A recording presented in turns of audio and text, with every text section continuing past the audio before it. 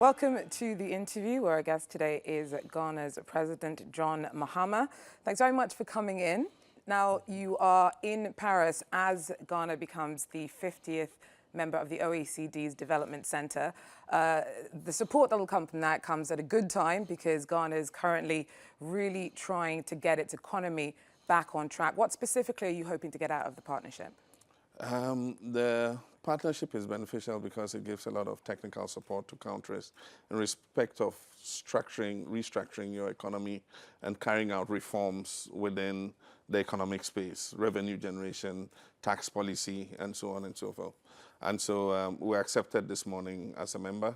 We had the opportunity to meet the governing board, and we already tabled some issues in which we want to see, partnership between us and OECD. But probably one of the most important things that the OECD does is to do a multidimensional country review occasionally for countries that are members.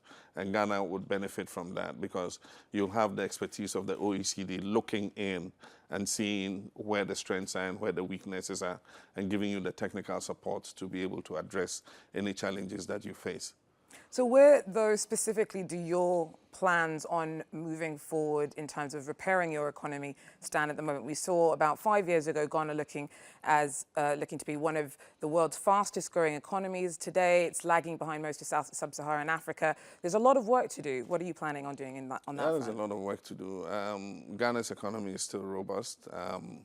We saw a very fast-growing economy as a result of the commodity boom that was created due to China's, growing appetite for commodities.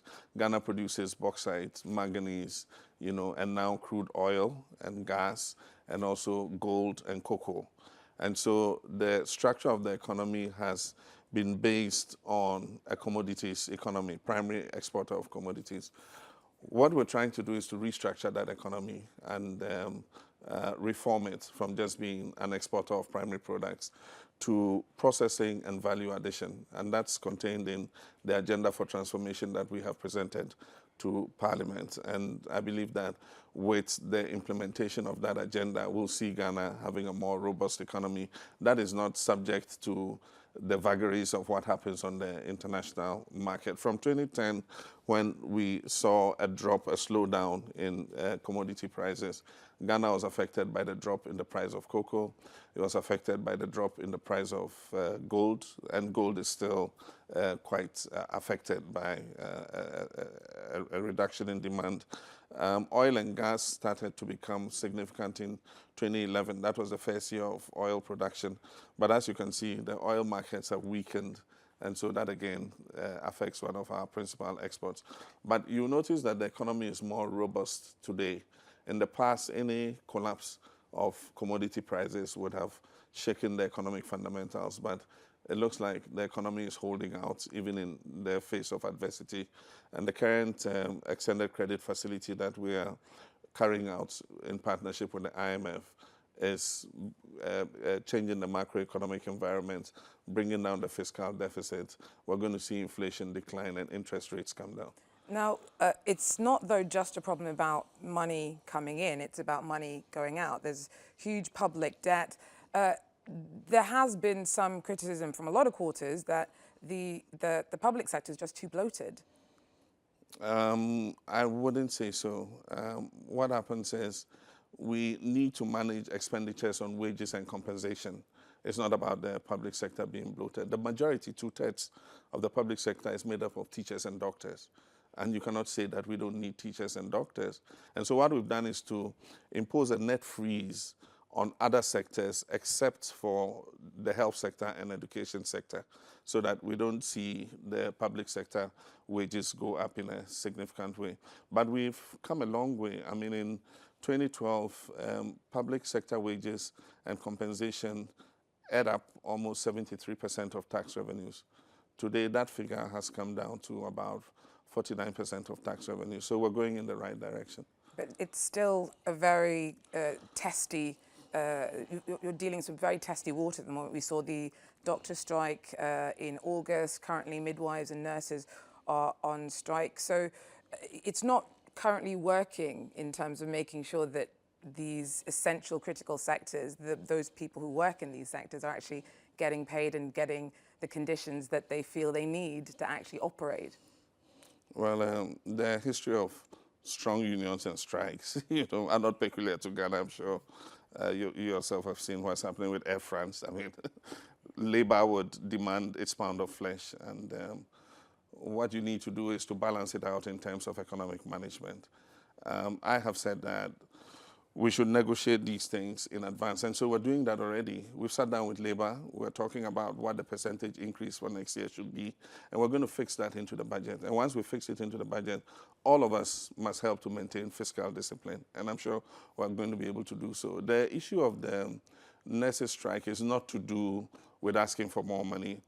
It is a failure of our human resources system. The Ministry of Health is not able to process quickly enough the data of new nurses so that the Accountant General's Department can capture it and begin to pay them. So often the postings are done, the nurses go to post. It takes the Ministry of Health too long to process their data. And so they stay without salary for a protracted period. And that is what is irking the nurses. And so we're going to have to revise, our human resource management information system. And that's one of the priorities government has set itself. One, in terms of improving the salary system and also creating a human resource management system so that we're able to process these things much quicker than we've done in the past. So you're heading into an election year. Do you fear that it's going to be difficult to balance the pretty stringent fiscal reform requirements of the IMF deal with what voters want, the calls from unions to roll back on austerity? I guess that there are two things. One, we front-loaded some of the most difficult decisions this year. And so I don't think that next year is going to be worse than this year, because we front-loaded most of the major decisions that we needed to take to protect the integrity of the economy. Next year, the most difficult benchmark is going to be 0% central bank financing. And this year it was restricted to 5%. We've managed to live within that. And so next year is supposed to be 0%. And we have to adapt to be able to make sure that the economy, is solid and is able to grow sustainably. Now, stepping outside of Ghana, last year you were a man wearing two hats. You were the chair of ECOWAS. Looking at what's happened in Burkina Faso, are you feeling disappointed that the work that the body did with you, it had said at the time, to lay down the foundation to return to civilian rule was disrupted by the coup that we've recently seen, although it did roll back in a week, which suggests that ECOWAS may actually have some teeth? Indeed, what happened in Burkina Faso is a sign of hope that Africa has changed. I mean, just imagine it, a decade ago, if somebody had done a coup d'etat, I mean, African leaders go into the country and say, no, we don't agree with your coup d'etat, go back and reinstate the transitional president. It wouldn't have happened. But today, we're able to do so. We met in Abuja the day before, and 6 of us were selected to go to Burkina Faso and reinstate the transitional government. And so myself and Yayi Boni and Mohamed Yusufu and President of Nigeria couldn't come, so he sent his vice president. We went and we reinstated President Kafando. And we asked the military to withdraw to the barracks. And I guess that it's a success of democracy in West Africa. Burkina Faso will be fine. I believe that it shows the change in dynamics in West Africa. Ghana itself has been a model of democracy. From 1992, we adopted a new constitution. We've held 6 successful elections. In the last election, we had an election dispute. It was referred to the Supreme Court. The Supreme Court adjudicated it, and we've continued to move forward. One thing, though, that has perhaps tarnished Ghana's reputation is the recent judicial scandal. How deep does the need for reform go? It must be pretty frustrating for you to see a culture of backhanders and workarounds that clearly precedes your time in office. What needs to be done? It's instructive. When President Obama was elected president, Ghana was the first African country he visited.